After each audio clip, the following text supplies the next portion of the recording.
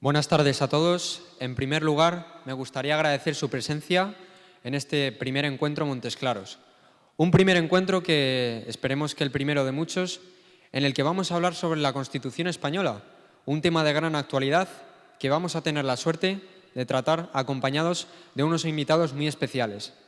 Todos ellos tienen un currículum muy extenso y como nos llevaría toda la tarde presentarlos, no nos queda más remedio que limitarnos a unas grandes líneas y a una breve presentación de cada uno de ellos. En primer lugar, vamos a comenzar presentando a don Rodolfo Martín Villa, político ilustre que fue vicepresidente del Gobierno de España y ministro del Interior. Su papel fue clave en el proceso político de la transición de nuestro país, además de convertirse en una figura esencial en este apasionante periodo de nuestra historia. Nos acompaña también don Juan Fernández Miranda. Es adjunto al director de ABC, donde es responsable de la sección de España desde 2015. Licenciado en Periodismo por la Universidad Complutense de Madrid y la Universidad Francisco de Vitoria. Ha trabajado en agencias de noticia, prensa, radio y televisión y es colaborador habitual en programas de política y tribunales. Conocedor profundo de este tema, es autor de varios libros como El guionista a la transición, Don Juan contra Franco, El profesor del rey, una biografía de Torcuato Fernández Miranda, que es su tío abuelo, y además es uno de los autores de España Constitucional con motivo del 40 aniversario de la Constitución española. Por último, y no menos importante, tenemos a don José María Coello de Portugal, que es vicerrector de Planificación, Coordinación y Relaciones Institucionales, además de profesor de Derecho Constitucional en la Facultad de Derecho de la Universidad Complutense de Madrid. Pero además de sus logros profesionales, nuestros tres invitados son personas cercanas y comprometidas, siempre dispuestas a ayudar y a compartir su conocimiento con los demás. Estoy seguro de que su presentación será tan emocionante como interesante y de que todos saldremos de aquí con una nueva perspectiva sobre la importancia de la Constitución española en nuestras vidas. Y si no les importa, para arrancar este encuentro me gustaría tomarme un privilegio, y es que me respondan una pregunta que hemos hecho en numerosas ocasiones en clase al hablar sobre la Constitución española. De cara a la juventud, ¿cómo podríamos explicarnos por qué fue y es importante la Constitución? Todo el mundo nos habla de ella y hemos crecido con ella, pero ¿realmente le damos la debida importancia? ¿Somos conscientes de por qué es importante y qué supone para nosotros? Sin más preámbulos, damos comienzo a nuestro encuentro Montes Claros. Muchas gracias.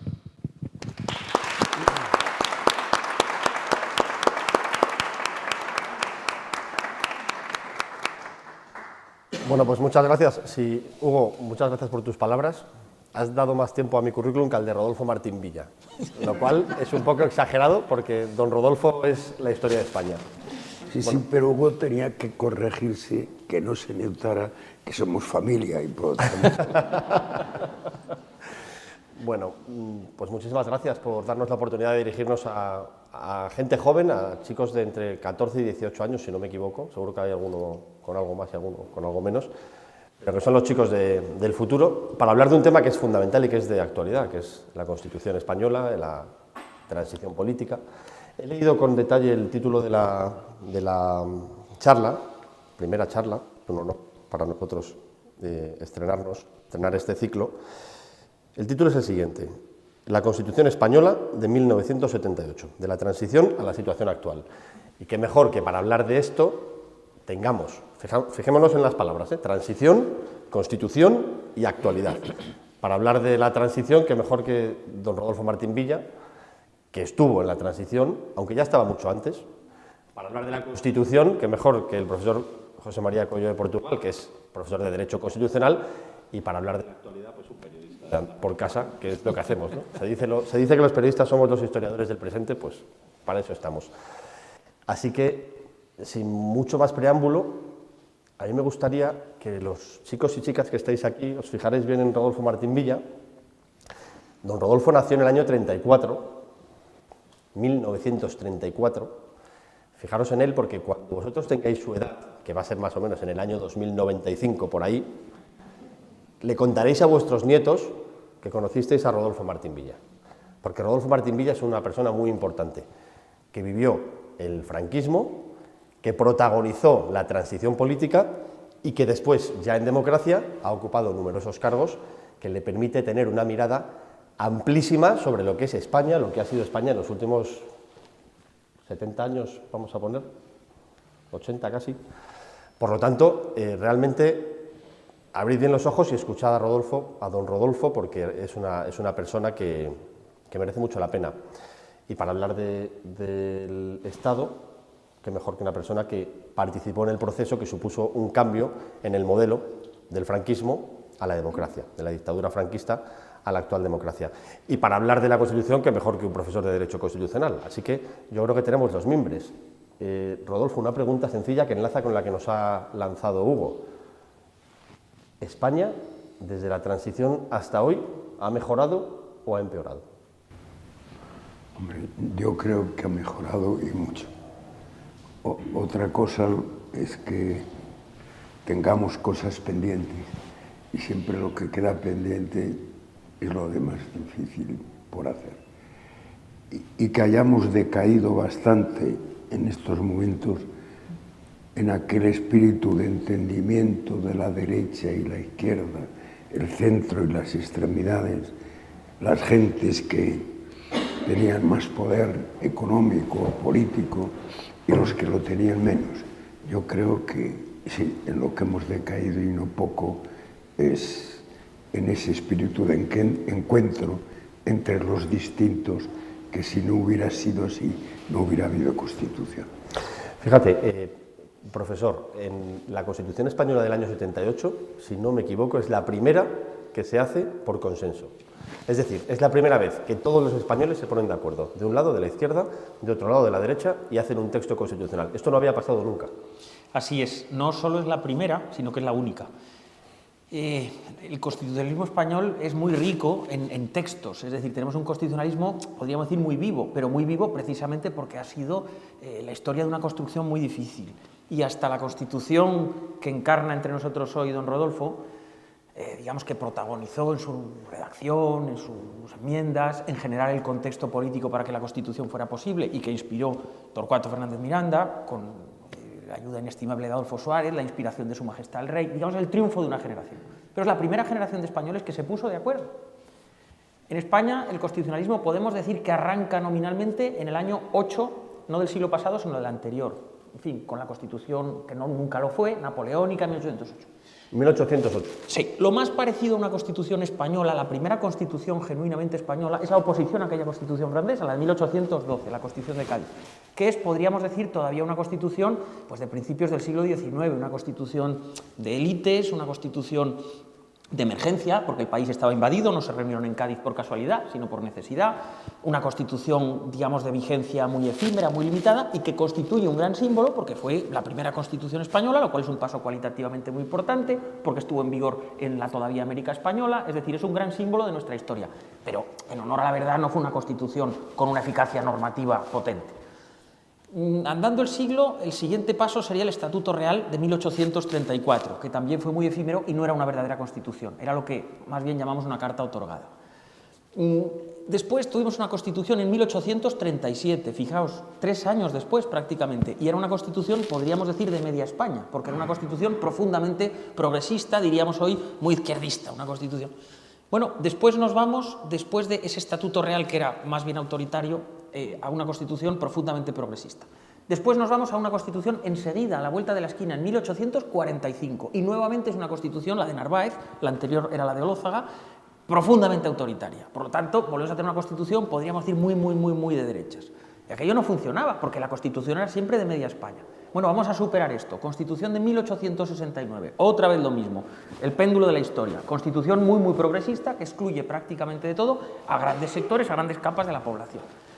Algo que se pudo parecer al consenso, pero al consenso entre las élites sociales y entre las capas más altas de la sociedad, fue la Constitución de 1876, la de la Restauración, la Constitución canovista, donde algo de consenso podemos atisbar, pero nada que se parezca ni a un pálido reflejo de lo que supuso el 78. Después volvimos, digamos, aquel régimen degeneró, como sabemos, bueno, en fin, pues la monarquía desapareció y tuvimos la Constitución de 1931, que fue una constitución también de una eficacia digamos, en su vigencia muy limitada. Y podríamos decir que tampoco era una constitución en la que se viera reflejada, digamos, el conjunto de la sociedad española. Tuvo un gran avance, que fue el técnico. Fue una constitución, digamos, homologable con la técnica de las constituciones europeas, pero no fue una constitución de gran consenso político. Después tuvimos un régimen autoritario que duró prácticamente 40 años, después de una cruentísima y lamentable guerra fratricida entre hermanos, y estas eran las penosas circunstancias que nuestros mayores, yo era un niño en la transición, se encontraron nuestros padres y nuestros abuelos. O sea, los mimbres eran tan pésimos como lo que acabo de describir. Y sin embargo, fueron capaces de sacar de esa nefasta situación política, después de un régimen autoritario, con un auténtico abismo delante de ellos, con una España enfrentada territorialmente, enfrentada políticamente, enfrentada económicamente, enfrentada socialmente, desde todos los ángulos, la transición política. ¿Cómo lo hicieron? Supongo que Rodolfo Martín Villa nos puede contar algo. Es decir, resumiendo, en 2 siglos de historia de España hemos pasado de imponer constituciones de un lado a constituciones del otro. Y nunca ha habido una constitución la constitución son las normas que rigen nuestra convivencia, los límites en los que nos podemos mover. Y de repente llega una generación de españoles, entre ellos Rodolfo Martín Villa, que decide, al finalizar el régimen autoritario franquista, que hay que llegar a un acuerdo. Rodolfo, ¿cómo era ese sentir de la España de 1975, cuando Franco muere y la sociedad española, a través de su clase política, consigue que nos pongamos de acuerdo por primera vez? ¿Cómo era ese sentimiento? ¿Cómo era en España? Yo tengo la impresión, dicen que los historiadores, cuando narran sobre todo lo próximo, pues casi siempre tienden a caer en la política, así que no son historiadores estrictamente objetivos. Y yo creo que también es comprensible que cuando se pide, en mi caso, pues narrar un hecho político, una historia que ya va a hacer 50 años, hombre, cuando has tenido, por un lado, el riesgo, pero por otro lado también la suerte de haber participado en ello, pues alguna parcialidad existía. Pero yo digo, como creo que la gente como nosotros, el primer gobierno de Adolfo Suárez, julio de 1976, abordó aquello, hombre, yo pienso que mi versión, que es la que voy a hacer ahora, intenta ser lo menos parcial posible y lo más honesta posible. Nosotros teníamos entonces 40, 41, 42 años. Yo tenía exactamente 41 y ya camino ahora para los 90, el día que muere Franco, en el que yo ya tengo una responsabilidad importante porque soy el gobernador civil de Barcelona. Y vine y estuve presente en el acto en que el rey recibe la corona. No exactamente se puede decir que aquello fuera una coronación, pero recibe la corona. Y recuerdo una frase que ahora parecería de ordinario uso, que era que había que lograr un consenso de concordia nacional. La palabra de consenso ahora verán todos, incluso los más jóvenes de este acto, que se utiliza muy mucho. Yo tengo que reconocer que la oigo por primera vez. ¿Qué es lo que nosotros pensábamos? Pues yo creo que nosotros, y tengo que personalizar el primer gobierno de Adolfo Suárez, que nuestro diagnóstico era bastante acertado.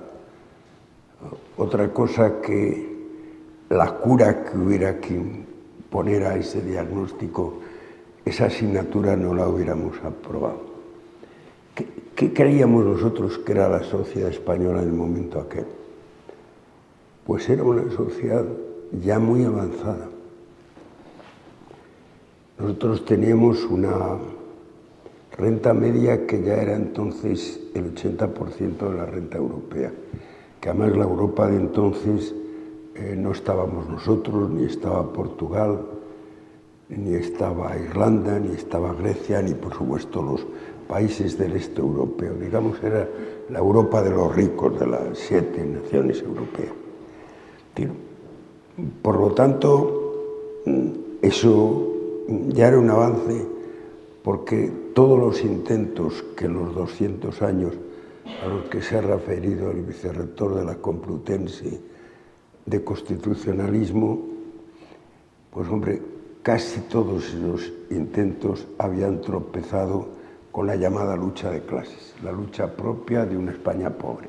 No lo éramos, no lo éramos. Yo digo, teníamos ese 80%. Algunos de los índices, por ejemplo, educativos o sanitarios, que no juegan tanto con lo económico, sino un poco con el progreso cultural, social, eran en algunos aspectos iguales o mejores a algunos de los países europeos. Ahora, que hablar de feminismo tiene su sentido y además también está muy en la moda, digamos, como lo del consenso. Yo hago una pregunta siempre interesada en este orden de cosas, es decir, ¿cuántas mujeres había en las 7 facultades universitarias de entonces? Filosofía, ciencias, derecho, farmacia, medicina, económicas y veterinaria. Y cuando hago esa pregunta, difícilmente el que le contesta, sea de derechas o de izquierdas, sea más o menos de procedencia de clase social baja o alto, difícilmente pasa del 20. Pues en el curso 1975-76, Franco muere en noviembre, al comienzo de ese curso, y el rey emérito actual. El rey en España, en el alumnado universitario, el 42 y pico % eran mujeres. No éramos en absoluto un país atrasado, que por un lado tenemos una renta muy importante, media, con desigualdades, algunas irritantes, pero las tenemos, y en el que las mujeres estaban en la universidad en ese número, y que además habíamos tenido acceso a la vida universitaria, no aquellos sectores sociales cuyos padres, abuelos y tal, por razones de cultura o por razones de renta, también eran universitarios, gentes cuyas familias no habíamos accedido a la universidad. Es decir, que éramos una España distinta, preparada para la apertura que evidentemente desde el punto de vista no existía. El régimen de Franco no era un régimen democrático, por tanto yo creo que eso intervino mucho. Por otro lado, yo creo que tantos los hijos de gente que había ganado la guerra, digamos, de los que había, y los hijos de gente que habían perdido la guerra, y en algunos coincidíamos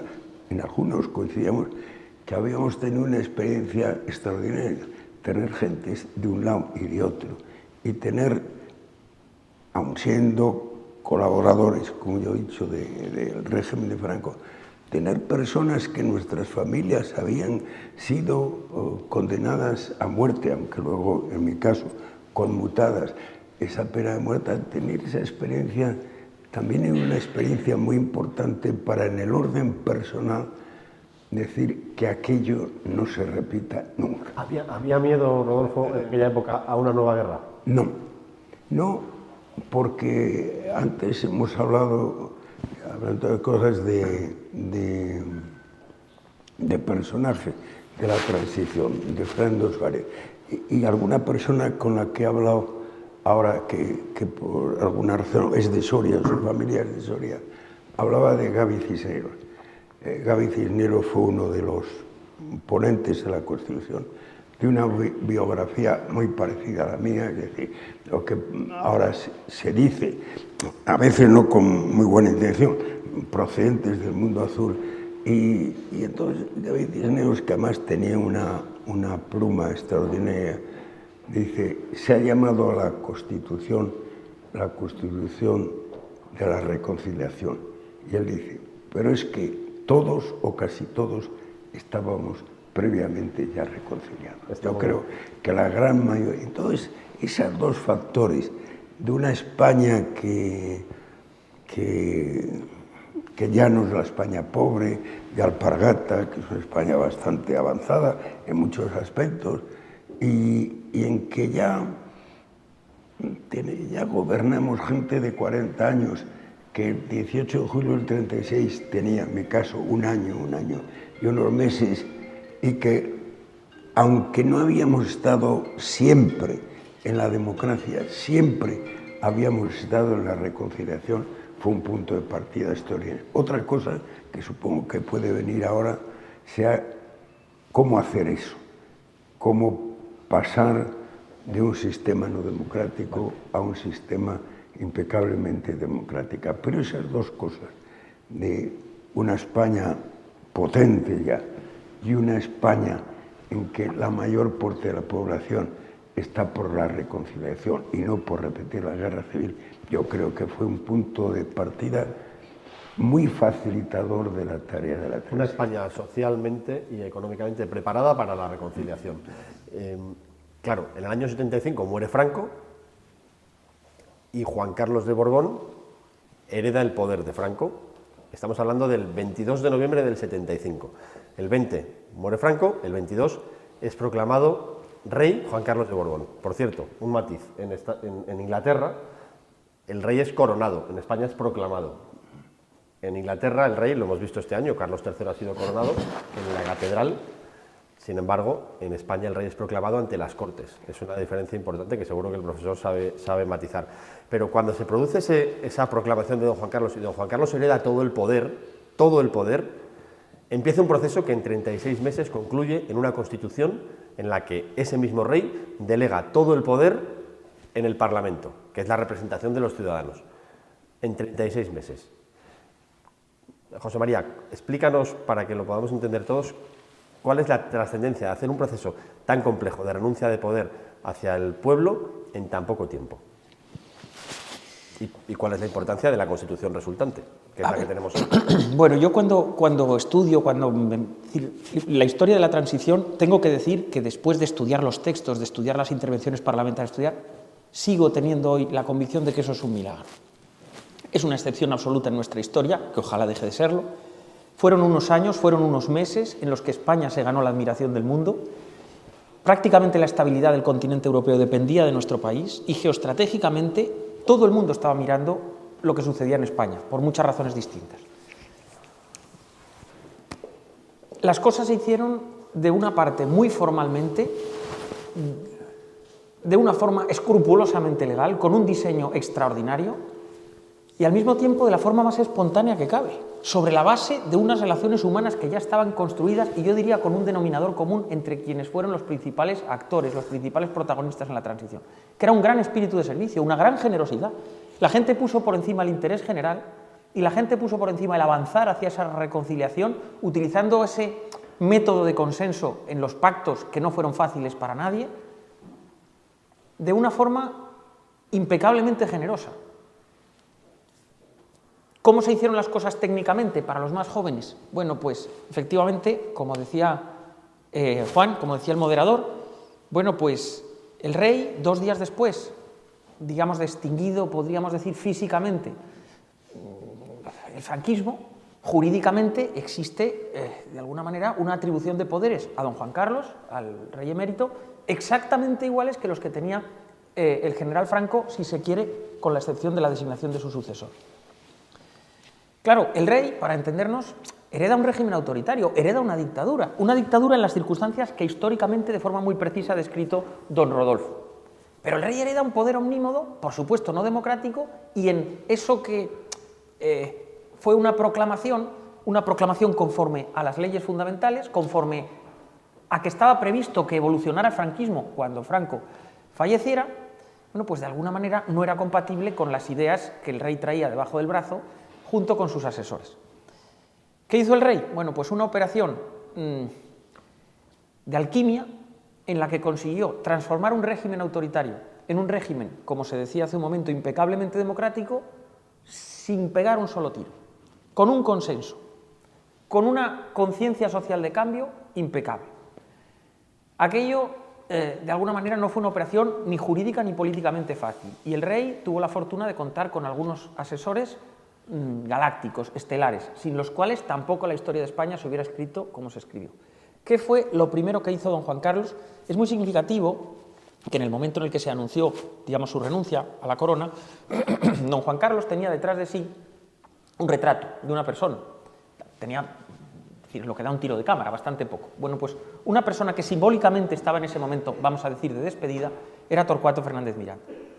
¿Quién era Torcuato Fernández Miranda? Bueno, pues una persona de la máxima confianza de don Juan Carlos, pero que además era un talento, un genio del derecho político. Entonces, don Juan Carlos, después de ser proclamado rey conforme a la legalidad franquista, digamos, teniendo toda la legitimidad legal de la dictadura, pero no la legitimidad, bueno, y la legitimidad, podríamos decir, dinástica, de origen, en fin, pues como rey de España, lo que le faltaba era la legitimidad que más añorábamos todos, que era esa legitimidad democrática. Don Juan Carlos, yo me lo imagino encerrado en su despacho pensando, ¿y ahora qué hago? Y la primera persona a la que se le ocurrió llamar fue a ese, afortunadamente, venturosamente para todos nosotros, fue a ese gran genio de la, digamos, de la política y de la administración, que fue Torcuato Fernández Miranda. Decía Javier Tusell, un historiador, que un poco en la transición la letra había sido Torcuato y la música había sido Adolfo. Siempre me ha parecido una analogía muy simpática y muy verdadera. Entonces, ahí se planteaban escenarios muy distintos. Y fue Torcuato Fernández Miranda quien, a través de la Ley para la Reforma Política, diseñó lo que podríamos llamar una pasarela, lo cual es una filigrana, para los que os dedicáis al derecho, absoluta, entre un régimen autoritario con una legitimidad de origen que sale del triunfo en una guerra, vamos a simplificar así, a un régimen democrático perfectamente homologable a cualquier régimen europeo, con pasos dificilísimos que hubo que dar en ese proceso, con la construcción de un nuevo país, jurídica y políticamente, y con la definición de un nuevo juego de legitimidades que los españoles podrían añorar, pero desde luego, aunque las añoraran, desde luego no conocían el juego de esos poderes democráticos.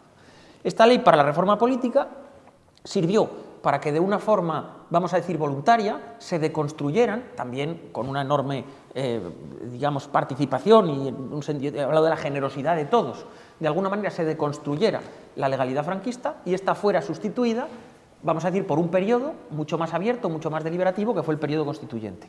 Ahí, digamos, se redactó, se enmendó, se discutió, se deliberó por parte de todos la Constitución española, y justo es reconocer que las fuerzas, digamos, que estaban fuera del país, que habían, vamos a decir, sido excluidas durante muchos años de la participación política, del juego político, por la misma dramática razón de la guerra, pues tuvieron también una tremenda altura de miras. Y pongo, por ejemplo, bueno, pues decir, toda la izquierda democrática, que de alguna manera se organizó, se concilió y configuraron de alguna manera, bueno, pues un ánimo de consenso, bueno, pues que tuvo la convergencia de la Constitución española, y finalmente el gran protagonista fue el pueblo español, que el día 6 de diciembre de 1978 y por referéndum, pues aprobó ese texto constitucional, que es el que hoy sigue en vigor y, digamos, rige la convivencia de todos los españoles. No sé, Juan, si esa era... Sí, no, por entrar en las consecuencias prácticas, para que los chicos y las chicas más jóvenes lo entiendan bien, cuando se aprueba aquella Constitución en el año 78, por consenso, la derecha y la izquierda se abrazan. Por cierto, hay un cuadro que simboliza esto, hay un cuadro que simboliza la transición, que es de un pintor que se llama Juan Genovés, y el cuadro se llama El Abrazo, y está en el Congreso de los Diputados, y lo puede ir a ver quien considere, El Abrazo, porque fue un gran abrazo entre dos Españas que se habían enfrentado en una guerra civil no hacía tanto tiempo. Y por cierto, hay otro cuadro de Goya, que es El duelo a garrotazos, que es del siglo XIX, que también simboliza las dos Españas pegándose. Las dos Españas pegándose es una constante en nuestra historia hasta la transición. Don Rodolfo, hay una Constitución y España se abre al mundo.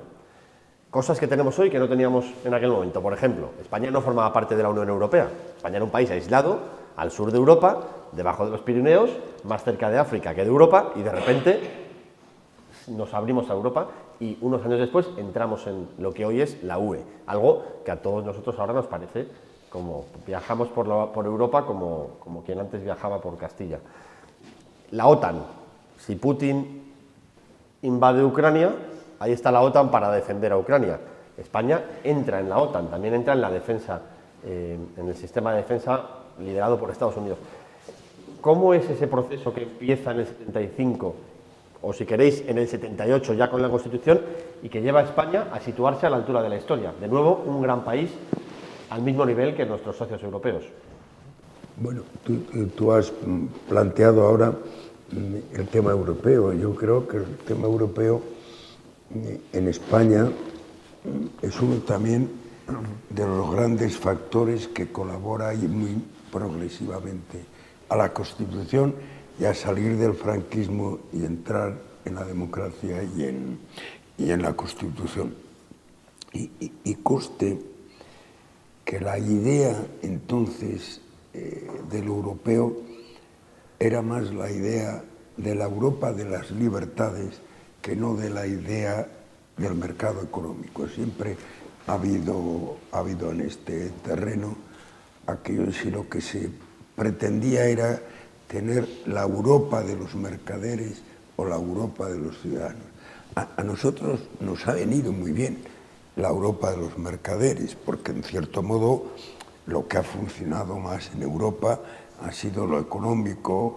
El nacimiento del euro es un acontecimiento, y para bien España, como el resto de los países europeos, no deja de ser, en terminología española, una comunidad autónoma de Europa, lo cual hace que cualquier gobierno, sea de derechas, económicamente no pueda hacer una política al 100% de derecha, y si un gobierno es de izquierdas, económicamente no puede hacer una política al 100% de hacer una política más o menos, digamos, centrista, y eso ha producido para Europa y para España también unas ventajas enormes. Pero la Europa en la que yo creo, sobre todo los jóvenes europeos de entonces, o los cuarentones que empezamos a ser ya gobernantes, estábamos de acuerdo tanto de derechas como de izquierda, era la Europa de los ciudadanos.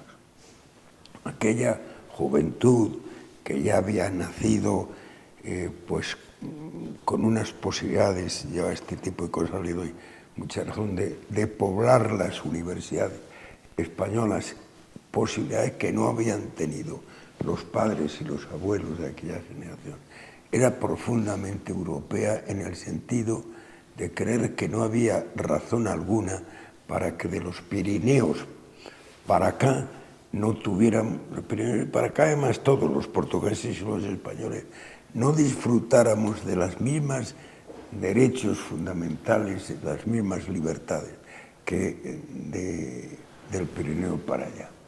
Y como indicaba al principio, y no es vanidad, yo creo que eso los gobernantes de España, aquel primer gobierno de Adolfo Suárez, lo teníamos claro y acertamos el diagnóstico.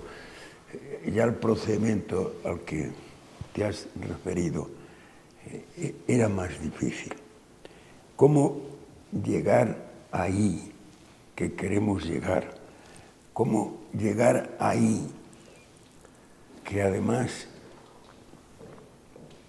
queremos llegar todos, pero de qué forma sin abrir un proceso que ni de lejos amenace a otra vez tener en la política y en la vida amigos y enemigos? Es un poco la discusión de entonces los partidarios de la reforma y la ruptura. Yo no quiero ser muy largo, pero no quiero dejar de, porque ha salido lógicamente Torcuato Fernández Miranda, yo no quiero decir, yo sigo conservando bastante bien la memoria, otro tipo de cosas ya no. Entonces, hay un día de la segunda quincena de agosto de 1976, yo aún no había cumplido los 42 años, en el que Adolfo Suárez convoca un Consejo de Ministros extraordinario. El presidente del gobierno no estaba en la Moncloa, como ahora estaba en un chalet que era el tradicional de la presidencia del gobierno en la Castellana 3. Para el verano abandonamos unas vacaciones que no pudieron ser muy largas y y entonces Adolfo Suárez entra por una mesa muy larga con un papel así de 2 o 3 cuartillas, la ley para la reforma política. ¿Y por qué estaba ahí la solución? Porque convenía al país, también creíamos, aunque, insisto, no nos sabíamos el sistema, que no se planteara una ruptura total, porque tampoco la gente quería prescindir de determinadas ventajas con las que ya contaba. Entre ellos, luego yo, lógicamente todos tenemos nuestros complejos y nuestras limitaciones. Yo era el ministro de la Gobernación, que era el que tenía que cuidar del orden público, las actuaciones policiales, la Guardia Civil, la policía. Y yo tenía la idea de que en casa había oído muchas veces a mis padres decir aquello, no, si el invento de la Segunda República no estuvo mal, pero de alguna manera les falló el orden en la calle, les falló el orden público. Por lo tanto, mantener una coexistencia entre libertad y orden también era algo que nos preocupaba. Y por lo tanto, el que la apertura se pudiera hacer de las propias leyes del régimen que acababa de morir con la muerte de Franco era importante. Y ahí estaba aquel papelito de los 2 o 3 folios, que por otro lado se ha aludido a las distintas constituciones que ha habido en este país.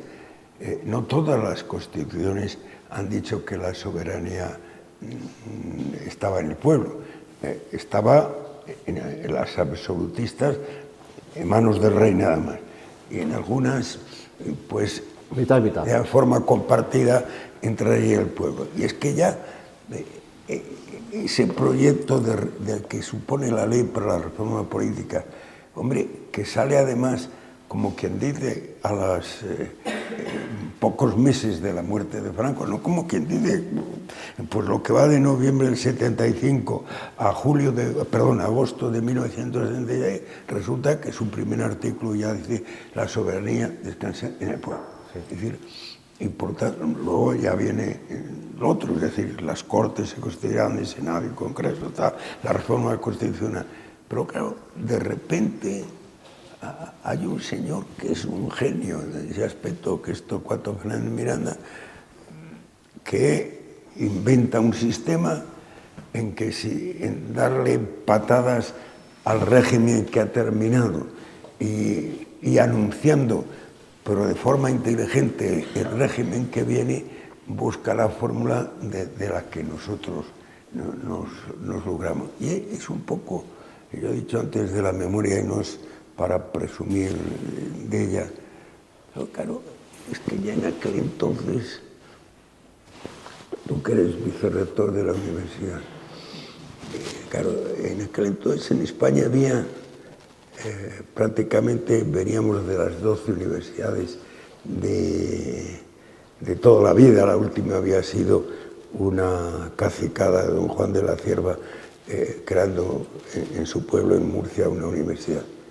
Pero en aquella universidad, para algunos, por supuesto, para los alumnos no les dirá mucho, pero sería bueno escarbar un poco quién eran aquellas señores. Era rector de la Universidad de Madrid, don Pedro Leinentrago, de la de Salamanca, don Antonio Tobar, de la de Oviedo, don Torcuato Fernández Miranda, la de Santiago, don Luis de la Cambra, de la de Valencia, don José Corrao, de la de Granada, don Luis Sánchez de Gesta, un Cabrera de todos los Cabreras universitarios que ha habido en el mundo mundial, era rector de la Universidad de Zaragoza.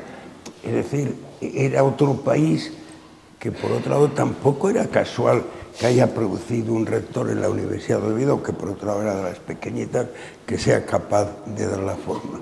Y por eso yo ahora sí que acabo, porque veo que me estoy entusiasmando, lo cual es explicable, pero a lo mejor si me la estoy dilatando en exceso ya sería... No. Es un poco que Javier Tusell dijo aquello, la música la puso Adolfo Suárez, la letra es de Torcuato.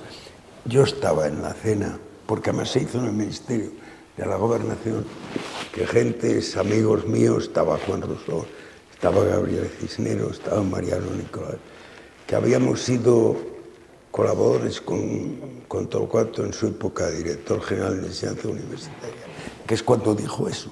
Es decir, hombre, es que la transición tuvo un empresario, el rey Juan Carlos, un autor teatral, digamos, yo, y un actor, Adolfo Suárez. Y es verdad, y además, contado así, pues sale un Torcuato soberbio y vanidoso. No, lo dijo con toda naturalidad, porque el propio Torcuato, a lo mejor llevado de esa misma interpretación, no se da cuenta que, como en las obras teatrales, cuando el actor se hace con un papel que merece la pena, es que ya es actor, autor y empresario, que es lo que le pasó a Adolfo Suárez.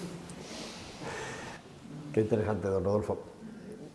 Entonces, tenemos una España en el año 75 que se enfrenta a la muerte de Francisco Franco, que ha sido el jefe del Estado durante 40 años, y para que lo entiendan los más jóvenes, se abrían dos posibilidades.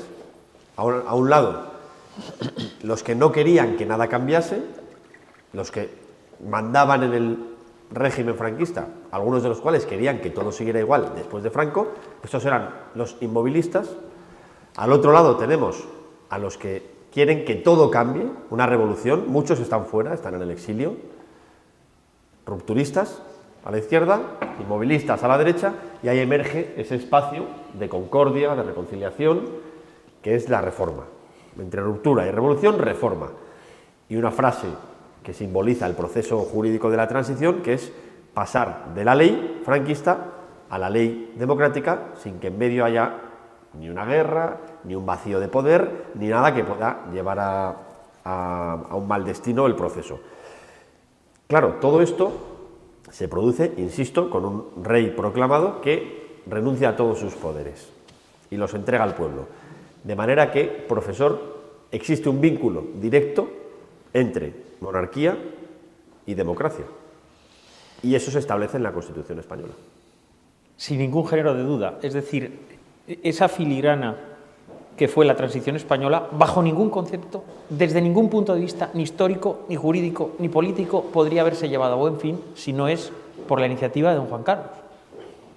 Es decir, don Juan Carlos es la única persona en aquel momento en un país dividido, en un país en una división además difícil de gestionar, porque cuando tú tienes dos bandos, como se decía, muy radicales, muy claros, después de, por ejemplo, terminar una guerra, pues hay un tipo de gestión. Pero es que, como se decía, prácticamente no había familia española que no tuviera una mala experiencia de los dos bandos. Es que el que no tenía un exiliado tenía un represaliado, y el que no tenía un represaliado tenía un represaliado años antes por el otro régimen. Es decir, es que la atomización y el convencimiento de que una España nueva hacía falta era absolutamente necesario. Y solo hay una persona. Esa fue la coyuntura. Pudo ser otra, pudo, pero históricamente fue una persona la que gozaba del respeto general, la única que podía, podríamos decir, sujetar a un bando y al otro. Sujetar a un bando con los poderes heredados de la dictadura podía ser legalmente más fácil. Y hubo una gran generosidad en ese proceso y una magnífica gestión de la administración y de los poderes franquistas en su deconstrucción que diseñó Torcuato Fernández Miranda con ese espíritu de la ley a la ley por la ley. Pero claro, el rey también, a través de distintos cauces, no todos ellos formales, muchas veces para los jefes del Estado, como muchas veces repetía Sabino Fernández Campo, las atribuciones más importantes, las más trascendentes, son las menos concretas. Y el rey tuvo, al mismo tiempo, que iniciar un proceso de diálogo, a través de cauces, insisto, no siempre formales, con todas aquellas fuerzas que se habían opuesto al régimen autoritario del general Franco, a un régimen no democrático, y tuvo que gestionar con ellas, vamos a decir, la vuelta a esa casa común de la Constitución. Y eso fue otra filigrana. Solamente, es decir, para unos había que obedecer al rey porque había heredado intacta la legalidad y los poderes de Franco. Para los otros, que quien había heredado de forma intacta los poderes del anterior dictador les mandara un emisario porque verdaderamente y en serio quería generar un proceso político que terminara con el enfrentamiento entre españoles de una vez y para siempre, pues era algo de alguna manera que configuraba un escenario absolutamente nuevo. Y ese guante que el rey arrojó con tanta oportunidad, ahí fue sin duda trascendental el papel de Adolfo Suárez y de todo el gobierno, bueno, pues esa izquierda lo recogió. Y poco a poco, dos Españas que llevaban tiempo enfrentadas, que no se conocían y que de alguna manera tenían que superar dramas históricos relativamente próximos en todas las familias y desde luego dramáticos, pues fueron dando esos pasos y se acercaron. Claro, esta operación, diseñarla sin el concurso, sin la participación del rey, hubiera sido sencillamente imposible.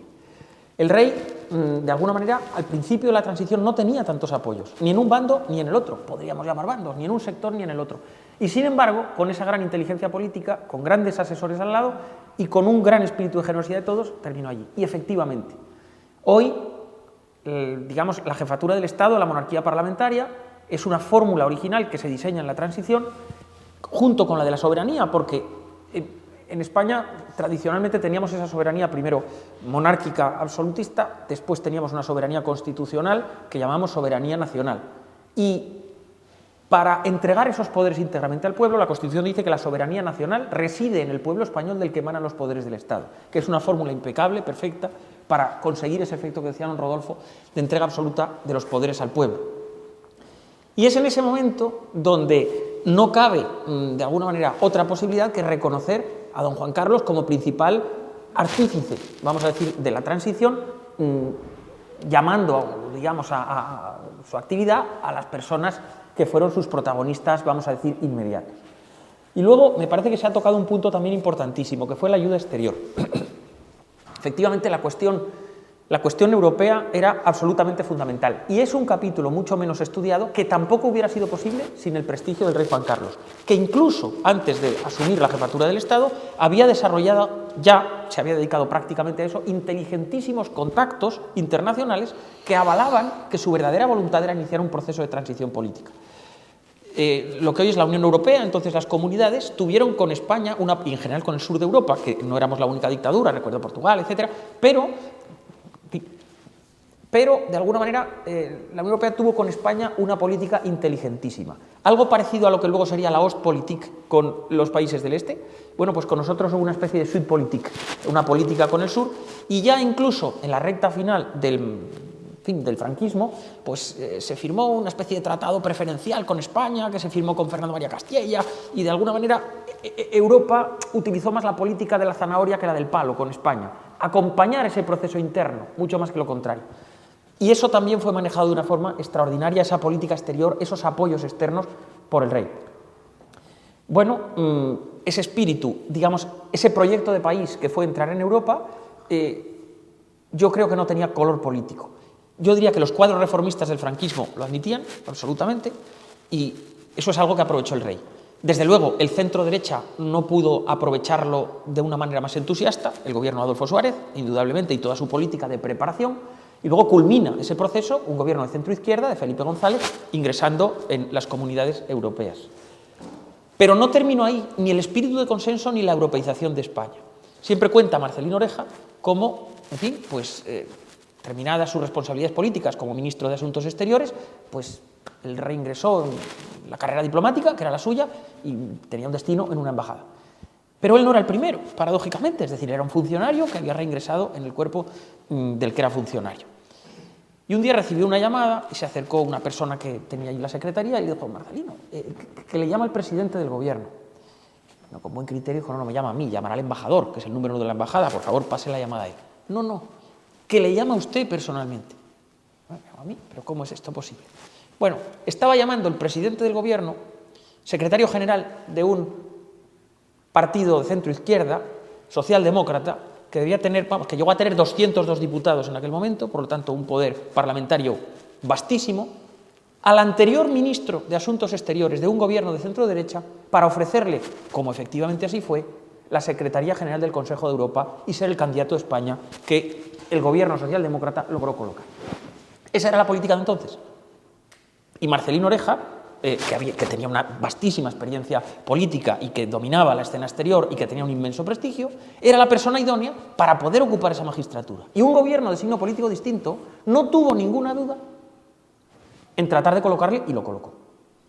¿Qué quiero decir? Que ese espíritu europeísta que ese contexto exterior, que está mucho menos estudiado, también fue de un gran acompañamiento para la transición política, y sin duda ni lo interno ni lo externo, ni lo de un lado ni lo del otro, hubiera sido posible, en mi modesta opinión, sin el concurso del rey. Y desde luego, el vínculo, en concreto en la Constitución española del 78, entre monarquía y parlamento, entre la autoridad, en el sentido democrático, del monarca y los poderes democráticos del pueblo, son uno de los secretos más evidentes de que la Constitución y el proceso constituyente fuera un éxito. Pues si os parece, para ir acabando, Rodolfo, voy a hacer una reflexión y te dejo a ti que concluyas. Claro, la monarquía parlamentaria, la monarquía como institución exige de ejemplaridad, exige de transparencia. Hay que exigir a la institución monárquica que sea capaz de mostrar que sea capaz de demostrar a los ciudadanos que es una institución útil. Probablemente la mayor utilidad de la monarquía, aparte de la neutralidad, es la estabilidad. Cuando la monarquía no es ejemplar, no es transparente, no es útil, carece de sentido. Y con ese nivel de exigencia hay que vivirlo desde la sociedad. Y del mismo modo, respecto a la democracia es un modelo político que exige que el ciudadano tenga un compromiso activo. La democracia es como montar en bicicleta: si te paras, si dejas de dar pedales, te caes, y si te caes hacia la derecha o hacia la izquierda. Hoy los chicos y las chicas de este colegio han visto recientemente la jura de la princesa Leonor, que es la demostración de la continuidad de la institución monárquica. Rodolfo, desde la perspectiva que tú tienes, ¿cómo ves el futuro de la Constitución española y del modelo democrático que algún día podrá representar Leonor de Borbón? Que es una persona de la generación de los alumnos de este colegio.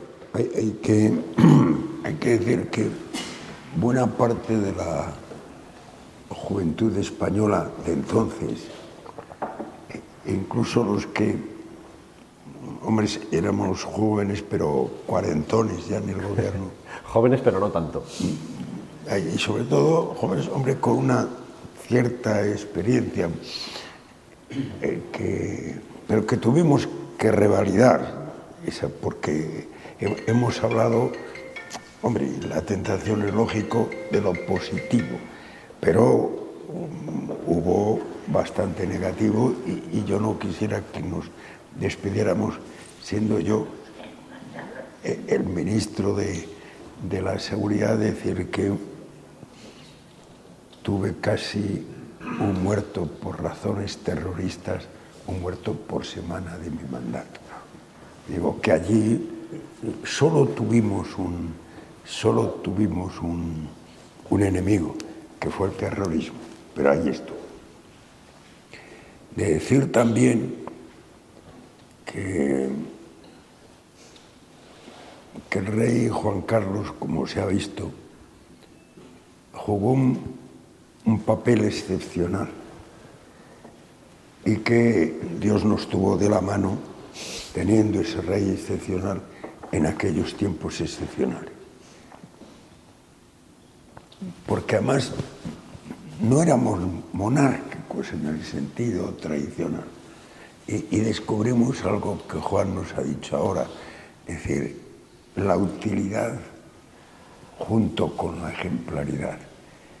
Y el rey Juan Carlos también, como cualquier monarca ejemplar en un país que tiene tentaciones periféricas de separatismo que a veces se expresan de forma absolutamente rechazable con el terrorismo, tener una figura cuya utilidad fundamental puede estar en el campo de la salvaguardia de la unidad nacional de todos es enormemente importante. Yo creo que tampoco se puede pedir, incluso es que sería malo, que hubiera circunstancias excepcionales como las que derivaban de la muerte de Franco y por lo tanto la desaparición del régimen político que nació de la guerra civil, que tuviera que repetirse circunstancias excepcionales para que el rey de turno tuviera que tener un papel parecido. El papel es distinto, Claro. pero hay que reconocer que ha habido acierto en la sucesión y que, por ejemplo, el papel del rey Felipe en ocasión de la declaración de independencia en Cataluña, o el propio de su discurso del otro día, del día de Navidad, del día de Nochebuena, también nos aseguran un rey ejemplar. Y da la impresión que podemos estar bastante tranquilos en que podamos tener también una reina ejemplar. Yo, en ese sentido, me preocupan en España otras cosas. Los rebufos de la secesión catalana de hace unos años. Pero yo creo que en relación con que la monarquía esté asentada, yo soy enormemente positivo. Es más, creo que la monarquía está mucho más asentada en este momento que lo estaba en el día de la muerte de Franco, cuando don Juan Carlos de Borbón asume la jefatura del Estado. Y lo está porque yo creo que la sociedad española, que está mucho más cerca de la institución, porque en aquel momento aquello de la monarquía que venía no dejaba de ser una incógnita también. Hoy no es único. Pues si a la directora le parece, vamos poniendo fin. Yo animo a si hay algún alumno o alumna que quiera estudiar periodismo, don Rodolfo ha dado 2 titulares, o sea que mañana a lo mejor los leemos en la prensa. Pues muchísimas gracias al colegio, a los alcaldes y alcaldesas presentes, y cedemos la palabra a Hugo, que va a cerrar el acto. Creo que todos aquí presentes solo tenemos palabras de agradecimiento por dedicarnos su tiempo y por habernos enseñado tanto. Creo que en este rato hemos aprendido muchas cosas que no aparecen en libros de historia y sobre todo porque muchas han sido vividas en primera persona. Sinceramente, gracias. Nos encantaría terminar con un fuerte aplauso y con el agradecimiento de todo el Colegio Montes Claros y por ello queremos que se lleven este recuerdo. Muchas gracias.